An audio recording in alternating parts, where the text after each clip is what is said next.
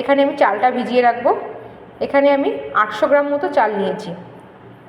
এবার দিয়ে দেবো লবণ। লবণটা আগে দিইনি, কারণ হচ্ছে লবণ দিলে কিন্তু চিকেনটা কষানো যেত না, চিকেনটা আগেই সেদ্ধ হয়ে চিকেনটা ছেড়ে যেত। দেখো চিকেনটা কিন্তু খুব সুন্দরভাবে সেদ্ধ হয়ে গেছে, যেহেতু টক দই দেওয়া আছে সেজন্য আগে লবণ দিলে চিকেনটা একদমই ছেড়ে যেত। তো চিকেনটা তো কষা হয়ে গেছে, এবার আমি ভাতটা করে নেব। এখানে জল দিয়ে দিয়েছি, পরিমাণ মতো দিয়েছি সামান্য সাদা তেল, লবণ, গোটা গরম মশলা, তেজপাতা। তেলটা কিন্তু অবশ্যই দেবে, তাহলে তোমাদের যদি কোনো কারণে ভাতটা একটু ফুটেও যায় তবে কিন্তু একটা গায়ে একটা লেগে যাবে না, ঝুরঝুরে থাকবে। 70% মতো ভাতটা এখানে করে নেব। দেখো ভাতটা আমার হয়ে গেছে।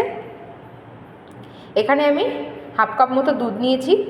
এর মধ্যে দিয়ে দেবো 2 টেবিল চামচ গোলাপ জল, 2 টেবিল চামচ কেওড়া জল, আর দেবো মিঠা আতর। ভালো করে মিশিয়ে নেব।